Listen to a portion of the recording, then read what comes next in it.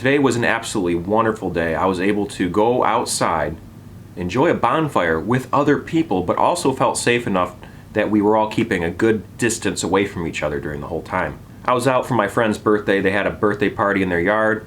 They cooked up some food, and they had a nice little spread of food. They had some music playing in the background, and they had a number of people playing with fire.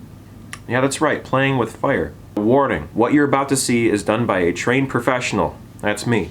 Yes, I'm a trained professional. I have been juggling fire and doing fire manipulation and fire dancing for well over 15 years now at this point. I've had a number of different mentors and a number of different safety courses that teach me the proper ways and the safe ways of playing with fire, so I feel perfectly safe and comfortable sharing what you're about to see here today. However, I do want to warn anyone out there who's thinking about playing with fire or juggling fire or dancing with fire to not do it. Do not try what you're about to see at home at all. If you are interested in learning how to do fire dancing and use fire manipulation props, I would highly recommend you take some fire safety courses first and foremost in order to understand how this works. And I would also recommend you find a mentor in real life that you can rely on and trust to teach you how to manipulate fire in a safe and healthy way. So with all those disclaimers out of the way, I'm going to blow up on the screen now a video of me juggling fire at my friend's birthday party in their backyard. I had to take out the music for it, so just pretend like there's some really sweet electronic dance music playing. Maybe I can put something in post, we'll see. So I have my GoPro set up on the table and I'm trying to ham it up and play it up to the camera a little bit. It's too bad we can't use the music that was playing for this, because there was some points where I was on point and I was hitting the beats very nicely, and there was other points where I was not quite on beat, and I of course always had something cheesy and funny to say to the camera based on what was happening with the music, like, oh, here comes the bass. You know, we can all predict when the bass is about to drop, but this felt really good. There was a captivating audience there. There was about maybe a little over a dozen people watching me, and everyone was respectful of the space, and no one was crowding each other, and it was a really good crowd of people. I felt safe and comfortable there, and I haven't felt safe and comfortable going out to social gatherings in a while. As you can see, no one's around me in this video because I am spinning fire around my body. But, oh, it just felt so good to be in my element again and be able to perform fire for a crowd. Oh, there we go. Throw it up high. Caught it, no problem.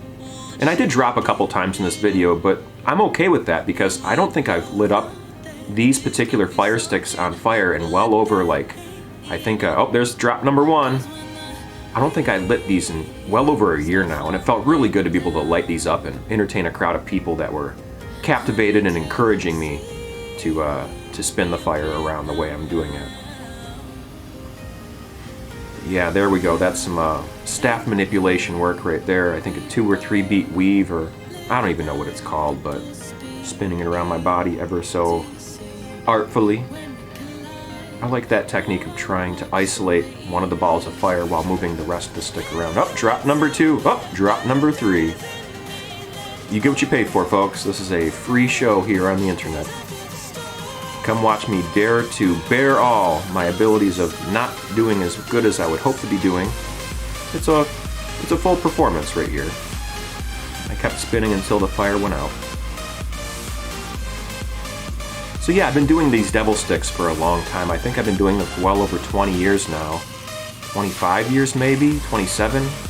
Who's counting? I think I was 14 when I picked them up and I'm 37 now. So 23 years? Something like that? It's been a while. Oh, the music turned slow motion at that point, so I had to start moving very slow and dramatically. And that got the crowd to laugh because of the circumstance. But it doesn't really translate so well when you don't have the music playing in the background and you don't have the laughter of a crowd. And then the music started picking up again, bounced around more. But I've been doing the devil sticks for the longest time out of all the other props I've been playing with, and there's a special joy I get out of spinning them and hitting the beats just right. It's a lot of fun. I said something in the camera there, I don't know exactly what I said with the audio off. I think, let's see, do we drop one more time? I think coming up pretty soon here I take some risks. The fire's getting a little bit low. When the fire gets low, you have to be a little more dramatic and you have to be a little more fast and a little more entertaining with your technique. You first light up a fire prop, it's really nice and bright, and then you want to move nice and slow. And then as it starts burning out, the flames of course get smaller, but then you can get away with moving a little more dynamically. But as the fire goes, it slowly burns out more and more, to the point where there's just a little bit left. And then when it starts going out, you want to move a little slower, because if you move too fast, your flames will go out before your performance is done. I'm saying something in there and we blow it out. But there you have it, that's the rest of that performance there. So as a performance artist, it felt really good to go out and do something that I've been wanting to do for a long time now, but just haven't been able to do. I mean, you're used to getting hired to go do fire shows for crowds of people during weddings, nightclubs, festivals, and various events. And then all of a sudden, 95% of your contracts are taken away. So now I find myself spinning some fire for my friend in their backyard for their birthday, and it felt really, really good to be able to do that. And I thought that I'd share that moment with everyone out there on the internet land. So yeah, thanks very much for tuning in, everybody. I mean, I'd tell you what else happened today, but it was pretty uneventful. I did a lot of sleeping in. Oh, I have been burning the candle at both ends lately, and it felt really good just to lie around the house with my cat today before going out to my friend's birthday party and lighting up my fire sticks and entertaining a crowd of people. It was a good day. So tomorrow it looks like I'll be going over my other friend's house for a little gathering that they're having. I'm feeling a lot more comfortable about going to gatherings that I've been invited to these days because I had my second shot of Moderna, so I'm fully vaccinated now. And most importantly, the people who are inviting me are folks that have been very, very, very careful throughout this whole entire time to keep away from other people, and they also respect my desire to keep physically distanced away from other people too. That whole word, socially distanced, I always thought that was quite curious. I prefer the term physically distant because that's what it really is. We want to stay physically distant, but we want to stay socially connected still.